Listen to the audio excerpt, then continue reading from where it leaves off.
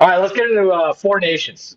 This has been awesome. I don't know. It kind of snuck up on me, so I didn't have a ton of expectations.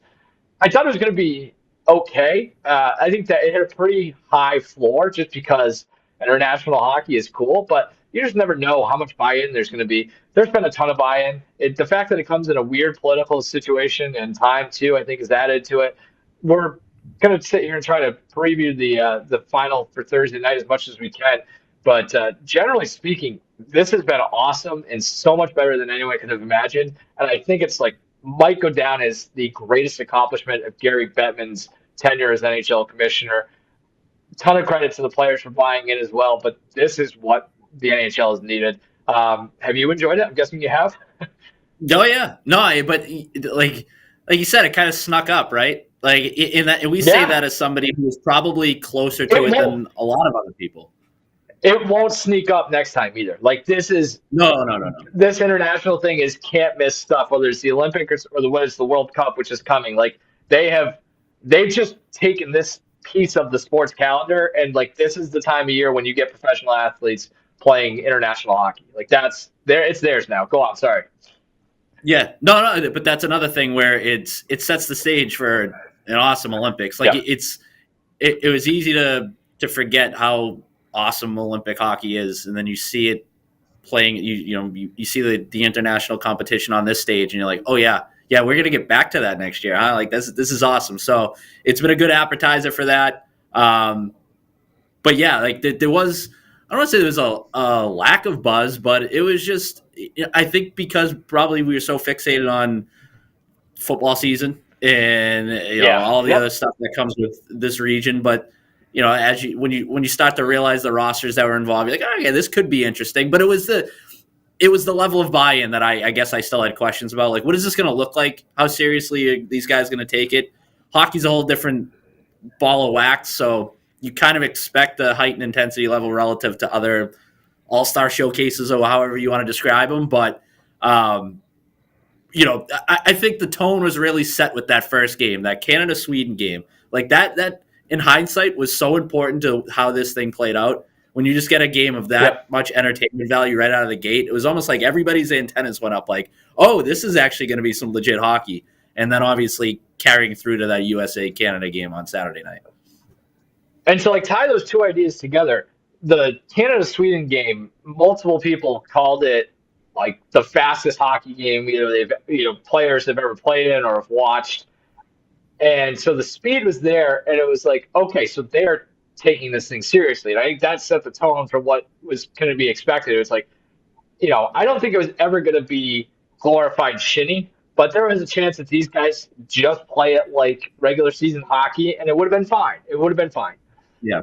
They're playing it like it's the Stanley Cup final, which is insane, but it has made it extremely captivating. Like Jack Eichel, I think it was Jack Eichel, who guy who won a Stanley Cup, said, you know, Thursday might be the biggest hockey game I've ever played in, which almost feels like we're laying it on a little too thick, if anything. But I mean, these guys, I think they're, hockey players are emotional beings, and maybe guys are getting a little too carried away with it. But like, again, the buy-in from the players, the coaches, the league, the fans. I was actually kind of curious as to what it would look like coming back to Boston. I was kind of like wondering aloud whether they should have flipped it. Maybe this thing should have started in Boston and gone up to Montreal. I think Montreal for antagonistic hockey is the best city, best market you're going to get in the NHL or anywhere in the world.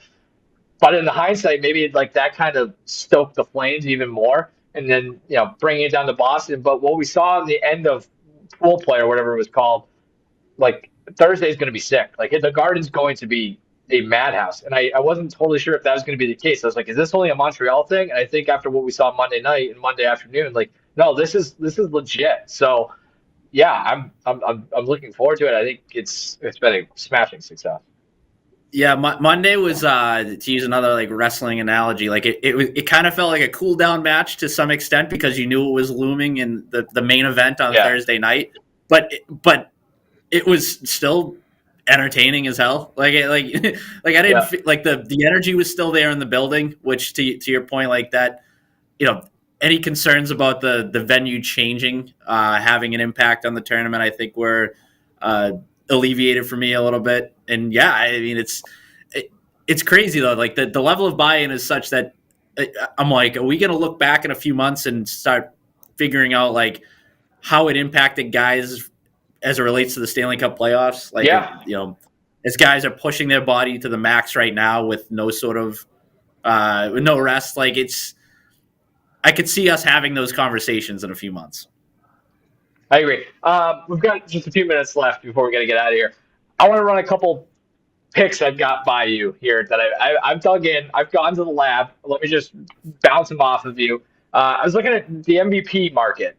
Uh, Yep. Matthew Kachuk 17-1.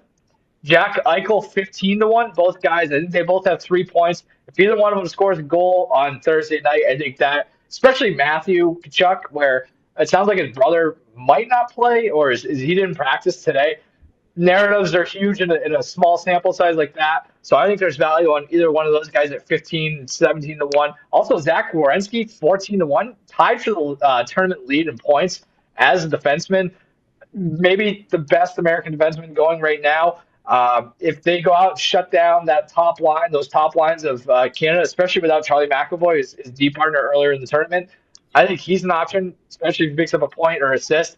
That being said, it probably goes to Hellebuck, who's been fantastic and is just out of his gourd, is like the best, maybe the best American goalie there ever is probably in the discussion. I also like, will there be overtime? Yes, plus 280. I think outside of those first three fights plus the goals, that game was very, very tight. I could see these teams kind of battling hard early, settling in, just getting really, don't let, keep the game in front of you. Don't let anybody behind you. It's kind of a grinded out, low scoring, tight game, goes into overtime. And also, to that similar point, first period, both teams to score is yes, plus 210. I think he comes out, this place, the Garden's rocking. We're in a similar situation. Maybe guys are a little loosey goosey, a little undisciplined, whatever you want to call it. Both teams get on the board first and then settle into a tight checking thing. Do you have any takes on my handicapping of the Four Nations face-off final on Thursday? So the MVP market's interesting because it's kind of wide open, right? Like it's like I guess Yeah, Hellebuck it is. is the favorite right now. Hellebuck is plus Um, 250. Connor McDavid's after him, and then Crosby. Yep. so I kind of look at this like if you're gonna pick a side in this game, like maybe take a look at the MVP market, like and try to extract some additional Yep. value there by being like, how's this game gonna shake out? Like who's gonna push it across the finish line and bring home that hardware? That like because it is such a it's a coin flip game right now. So like going into full disclaimer, I have a Jake Gensel MVP ticket that I played prior to the most recent game. And those odds have since plummeted. So I think he was like Nice. plus 650 at the time. It's now, I believe he's 15-1. But anybody in that ballpark of the names you mentioned, him, like Yeah. all it takes is for that one guy to come out, have 2-3 points in the final, and you're looking at the MVP. It's not something where it's some crazy uphill battle, Yeah. especially if it turns into a shootout. It's much better than like the goal market or the assist market or anything like that. Like you might as well. It's basically like kind of like the touchdown market in a football game. Who do you think wins the game? Yeah, my heart obviously says the United States, but my head is telling me Canada. I think Canada wins. I think they outplayed the Americans for the most part on Saturday night. Obviously, getting home will help, but I don't know how. Like beating basically a dream team two times in the span of 5 days feels borderline impossible. So yeah, I'm here for Canada, or not here for it, but I think they're gonna upset or mess up the party, and that could be ugly too. There's a whole other Also, set of just circumstances with that. the lineup situations where you mentioned Yeah, Kachuk sort of iffy, Charlie McAvoy out. Canada probably gonna have Kale McCarr back, right? So yeah, like I think that's baked into the line now that we're seeing that initially it was US a slight favorite, but now it's sort of a coin flip game. But I think there's just a lot of things pointing to Canada, who I think going into the tournament was the prohibitive favorite as it was. So Yeah, I think it's more interesting based on what happened on Saturday night, but I don't think that this is by any means going to be a situation where the U.S. just runs away with it. I think Canada talent ultimately wins out.